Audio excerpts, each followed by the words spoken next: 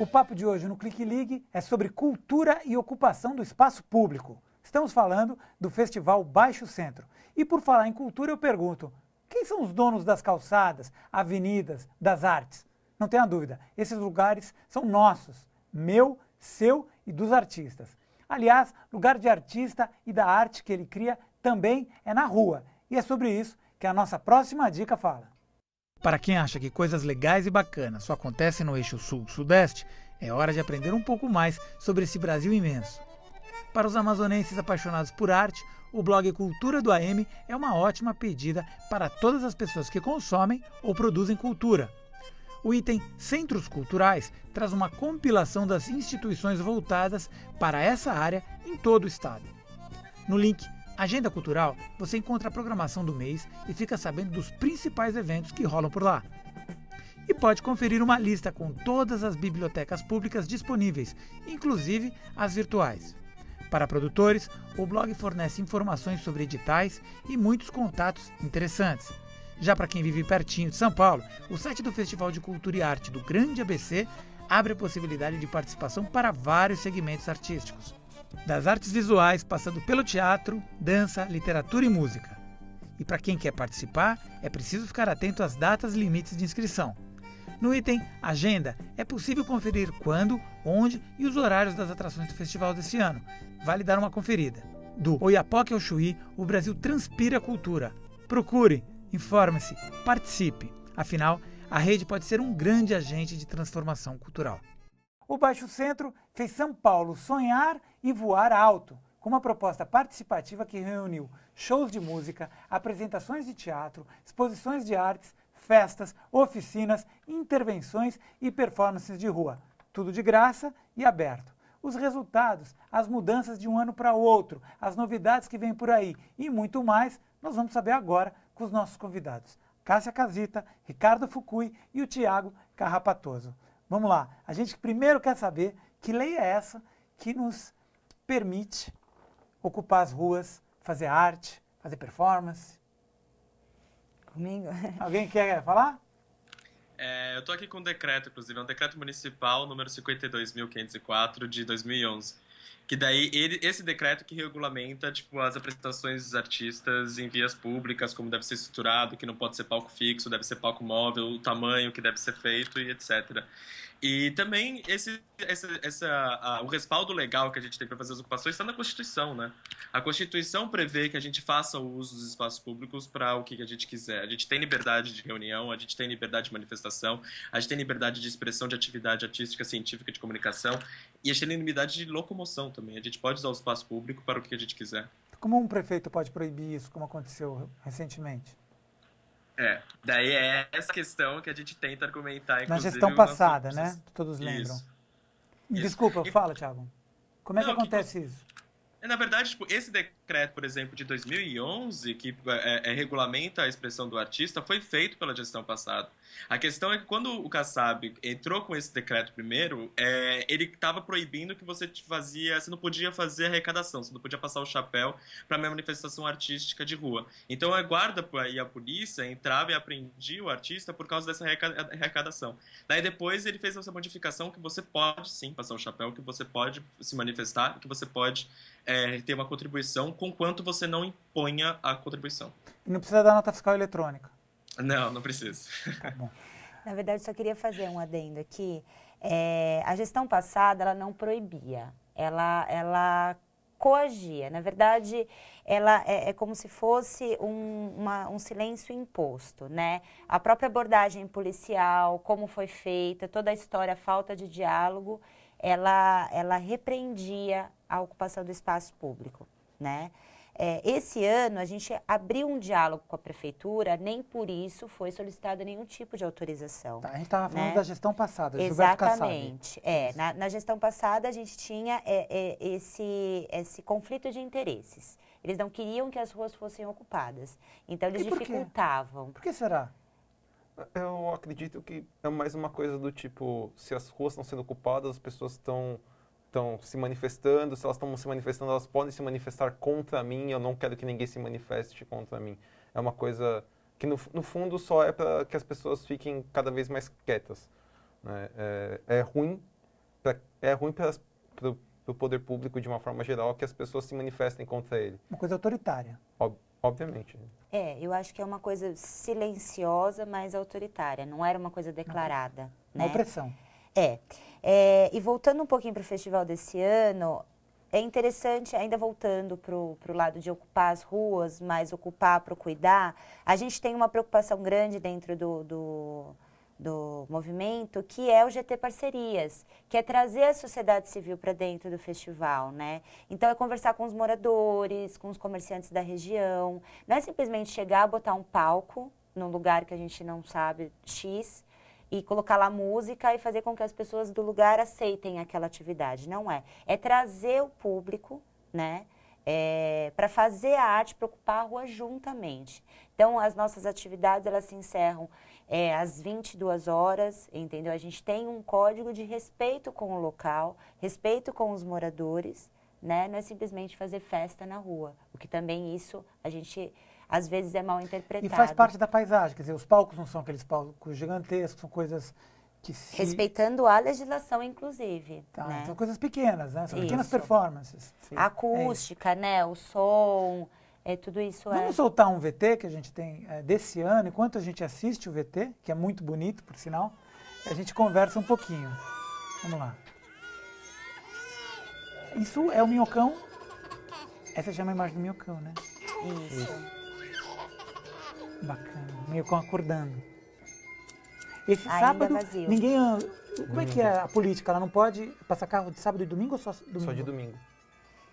Não pode passar depois das 10 da noite até as 6 da manhã, se não me engano, 7 da manhã. Às 9h30 ele é fechado, né? Até às 6 horas da manhã do dia seguinte. Aham. E aí é onde as pessoas ocupam o minhocão para praticarem. Vocês acham que atividades tá bom físicas. isso poderia ter mais um dia, tipo sábado, depois das 4 da tarde? Poderia ampliar esse espaço ou não? É que eu não sei como é que flui o trânsito no sábado às 4 da tarde, né? A gente tem que fazer um estudo um pouco mais aprofundado com relação a isso. Quantas atividades aconteceram no Minhocão, nesse festival? No Minhocão especificamente eu não sei, mas foram mais de 500 por toda a região do Baixo Centro. Na verdade, a gente teve 537 inscrições dentro daquela abertura de chamada pública. Tivemos alguns contratempos por conta do mau tempo no sábado, tivemos algumas desistências. A produção estava aguardando, a gente estava esperando os artistas. Alguns decidiram não realizar as atividades por conta do mau tempo, né? Mas o número geral, assim, como a gente estava direto na produção, a gente não tem números de E o que vocês público. sentiram durante o festival? Você, especialmente, quando você viu ele acontecendo ali, perto de onde você morava, com aquela mudança, o que te tocou mais? Eu senti assim, a abertura do diálogo com a sociedade civil é fundamental. Então, esse ano a gente colocou, a gente não, né? O coletivo Bassurama colocou alguns balanços ali no Minhocão. Foi lindo, foi lúdico, porém, logo 2 semanas, essa semana já retiraram os balanços, né? Mas o mais importante disso tudo foi a discussão, foi os comerciantes, o pessoal que mora ali se reunir na praça e falar, não, Gostei. eu gostei, eu não gostei, tem que tirar, tem que não E o que tirar. eles acharam? Então, muitos gostaram, mas eles estavam preocupados pela segurança, Que né? tipo, mas Sempre... com o quê? de balançar, voar. Não do balanço em si, mas do festival. Qual que foi a reação, vamos dizer assim, do comércio, da turma que está lá sempre, Então, que vive lá? usando o balanço como exemplo, existe a adesão, né, da maioria das pessoas em volta que estão ali, que gostam, que acham interessante essa cultura, levar a cultura para a rua. Vou te dar outro exemplo de eu levei bastante programação para o Largo da Santa Cecília de dança contemporânea. Então, as pessoas olhavam aquilo e não compreendiam, falavam um bando de maluco dançando, né? Então, é esse acesso que eu acho que você precisa levar. Os artistas dessa arte contemporânea, disso que está dentro das galerias, dos museus para as ruas, para as pessoas conhecerem, né? A adesão da própria sociedade civil, que ora aceita, ora recusa. Mas o mais importante não é a adesão, é a discussão. Isso eu quero para cá, isso eu não quero. Isso é interessante acontecer aqui, isso não é, né? É que a gente teve todo tipo de reação lá, né? Teve pessoas que quiseram, que gostaram, teve gente que veio falando, eu não acho que o que vocês estão fazendo é legal, cadê a autorização de vocês? Tiago, o que pode ser feito com as outras cidades? Existe alguma conexão? Tem uma cartilha de como fazer um festival Baixo Centro? Essa criação de metodologia e cartilha é uma discussão que acontece desde a primeira discussão sobre o movimento. Tá, mas se alguém, por exemplo, se alguém do Rio, ou de Porto Alegre, ou de João Pessoa quiser fazer algo parecido, como é que ele faz? Eles entram em contato com a gente, por exemplo. A gente encontrou, inclusive, que é um movimento mais antigo que a gente, lá em BH, tem o movimento da Praça Livre também, que eles discutem a mesma coisa que a gente, fazem praticamente as mesmas coisas, só que a gente não tem uma relação constante, porque as leis e as articulações são diferentes, né? Tipo, as articulações que eles fazem em BH para trazer a praça pública, para trazer a praça de volta ao público, são completamente diferentes do que a gente faz. Mas o país é o mesmo, quer dizer, as dificuldades são as mesmas. Então, como é que dá para unificar isso de alguma forma? Isso acho que é uma questão de articulação mesmo, de conversa, né? Porque como são leis... Eu acho que o grande problema que a gente tem é que as leis municipais, às vezes, entram em conflito com as leis federais e isso não é muito discutido e isso não é muito contestado. E, por exemplo, eu tenho a caso de BH que simplesmente o prefeito estava alugando uma praça pública para fazer evento grande. O que é completamente inconstitucional. Você, como prefeitura, alugar um espaço público e fechar para restrição de um evento privado. E que é diferente daqui de São Paulo. Em São Paulo a gente tem opressão, né? Essa opressão e não tem a criação de cultura de ocupação. Então, tipo, essas duas articulações são um pouco diferentes. Eu acho que a conversa mais é muito de mostrar um exemplo, de mostrar como você pode fazer, e aí as pessoas adaptam isso à sua realidade. A gente tem mais 2 minutos para encerrar. Eu queria 1 minuto, na verdade, o desejo de vocês, como é que as pessoas que estão nos assistindo podem ajudar para o próximo evento e para melhorar a vida na nossa cidade. Rapidinho, vamos lá. Eu falaria, participem das reuniões, quem tem interesse, venham, entrem no site, se informem melhor, e que o meu desejo é que continue o festival permanente. A ideia é que assim, as pessoas entendam que o Baixo Centro não é um festival de 10 dias. É uma coisa que começou com o festival, mas que é para acontecer sempre. A gente está com isso acontecendo já, tem coisas marcadas para frente e a ideia é continuar. Se alguém quiser fazer um festival parecido na periferia, por exemplo, que ele deve fazer? Procurar quem? Como? Manda e-mail. Vamos abrir o grupo, né? Peraí, o Thiago está sem voz, vamos lá, Thiago. Não, estou falando que, tipo, se alguém na periferia quiser fazer um festival, não precisa contatar ninguém, não. Só pegar o equipamento e vai pra rua. Não, eu sei, mas o apoio de vocês, né? Sim, vocês já tiveram a experiência. Mas o que precisar, manda e-mail pro grupo e fala assim, a gente queria fazer um aqui. E qual que é o e-mail do grupo?